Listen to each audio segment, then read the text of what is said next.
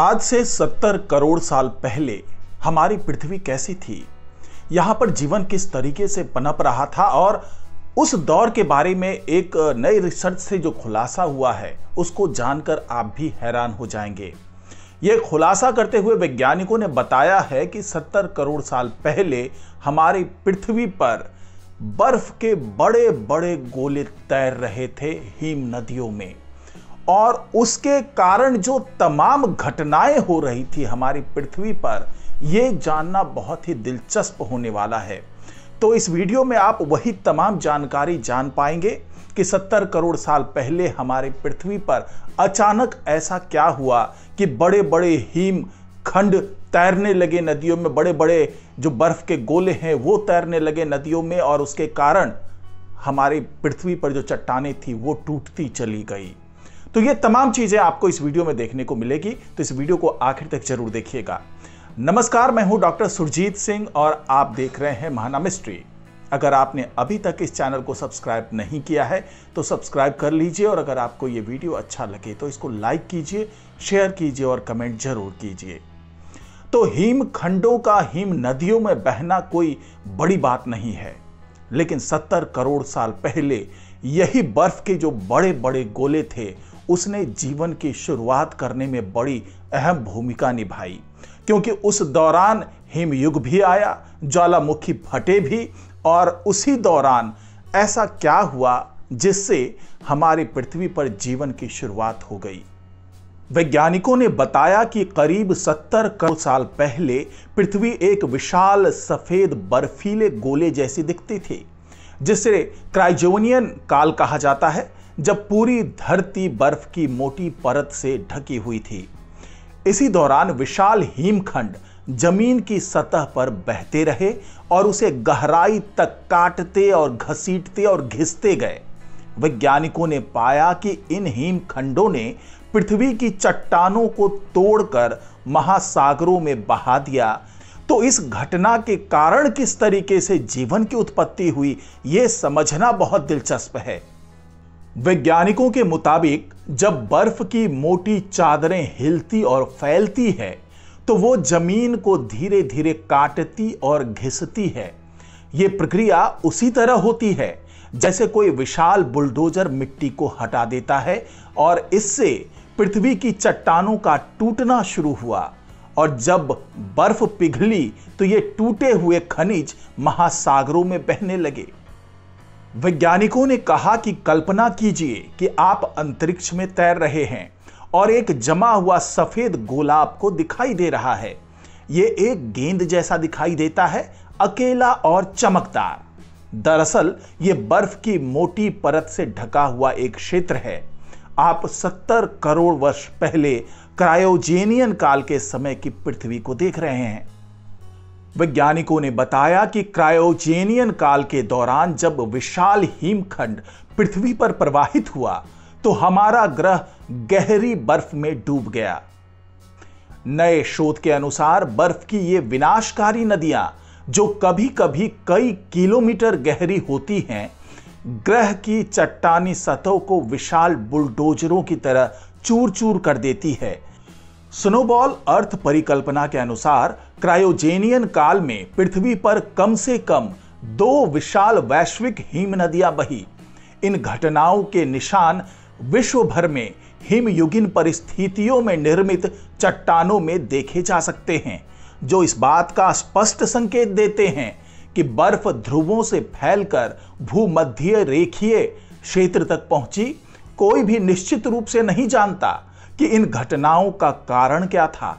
हालांकि वैज्ञानिकों ने कई संभावनाएं व्यक्त की। एक मुख्य कारण वायुमंडलीय ग्रीन हाउस गैसें, विशेष रूप से कार्बन डाइऑक्साइड, इसमें उल्लेखनीय गिरावट हो सकती है। वायुमंडल में कार्बन डाइऑक्साइड का स्तर संभवतः उस समय मौजूद एक बड़े उष्णकटिबंधीय महाद्वीप पर स्थित चट्टानों के बढ़ते विघटन के कारण गिरा होगा। जब महाद्वीप उष्णकटिबंधीय क्षेत्रों में स्थित होते हैं तो गर्म नम परिस्थितियां रासायनिक विघटन को तेज करती है। कार्बन डाइऑक्साइड को वायुमंडल से बाहर खींचती हैं। इसे कार्बोनेट खनिजों में बंद कर देती है। इस अवधि के दौरान महाद्वीपों के टूटने के दौरान हुई टेक्टोनिक गतिविधि ने भी इसमें भूमिका निभाई होगी। इसने उथले समुद्र जैसी परिस्थितियां पैदा की होगी, जिससे ज्यादा मात्रा में हवा से CO2 अलग हुआ होगा।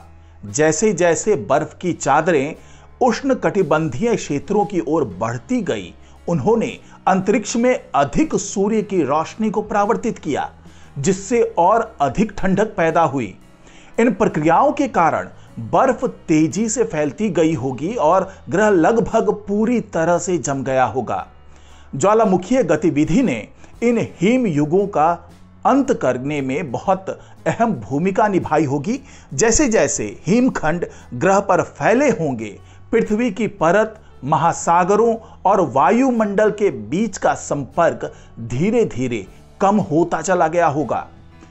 वैज्ञानिकों के अनुसार जब ज्वालामुखी विस्फोटों ने वायुमंडल में CO2 की मात्रा बढ़ाई, तो इसे फिर से अवशोषित नहीं किया गया, बल्कि ये लाखों वर्षों में जमता चला गया।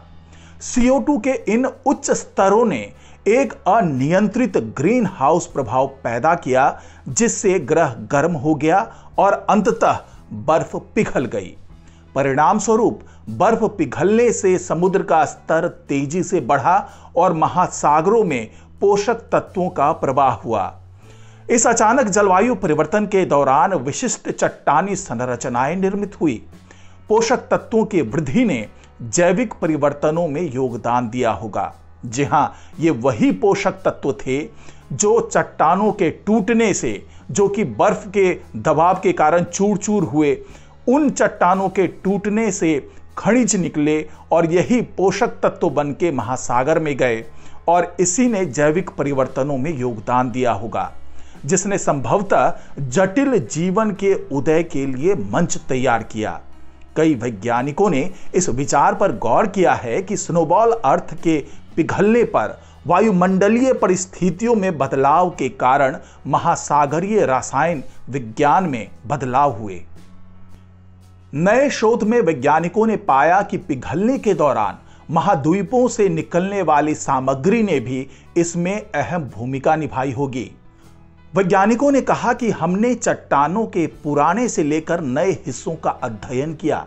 ऐसा करके हमने एक तस्वीर बनाई कि ग्लेशियर और उसके बाद की नदी प्रणालियां हमारे ग्रह की सतह पर क्या कर रही थी। हमने चट्टानों के उन अनुक्रमों पर खनिजों की खोज की और पाया कि जब स्नोबॉल घटनाएं शुरू हुई और जब हिमखंड पिघलने शुरू हुए, तो उस समयावधि के दौरान लगातार विशिष्ट परिवर्तन हुए। जब ग्लेशियर पिघलते समय पीछे हटते हैं, तो पिघले हुए पानी के बड़े पैमाने पर बहाव से खनिज कण बाहर निकल आते हैं, जो बर्फ के नीचे फंस गए थे और स्थिर हो गए थे। पानी के संपर्क में आने पर खनिज घुल जाते हैं और रसायन छोड़ते हैं। इस प्रक्रिया ने वायुमंडल में होने वाले परिवर्तनों की तरह महासागरों के रसायन विज्ञान को बदल दिया होगा। हिम नदों के पीछे हटने से समुद्री पारिस्थितिकी तंत्र के लिए महत्वपूर्ण तत्वों के वितरण को आकार देने में मदद मिली। तो यही है वो स्नोबॉल अर्थ थ्योरी, जिसके आधार पर वैज्ञानिकों ने यह साबित करने की कोशिश की है कि वो जो बर्फ के गोले शुरुआत के दिनों में हिम नदियों में तैरते हुए एक जगह से दूसरी जगह जा रहे थे, वो इतने भारी भरकम थे कि जिसके दबाव के कारण, जिसके टक्कर के कारण उस वक्त पृथ्वी पर मौजूद चट्टानें टूटती गई, उससे खनिज निकलते गए और वो महासागरों में पहुंचते गए और महासागर में जो जीवन थे उनको उस पोषक तत्वों ने सपोर्ट किया और उसके बाद जटिल जीवन की शुरुआत हुई। तो यही वो बर्फ के गोले हैं, यही वो हिमखंड हैं जिन्होंने हमारे आज के जो जीवन का जो तरीका है, जो आज का जो हमारा जटिल जीवन है, उसके निर्माण में बहुत बड़ी भूमिका निभाई। तो आज की रिपोर्ट में फिलहाल इतना ही। नमस्कार।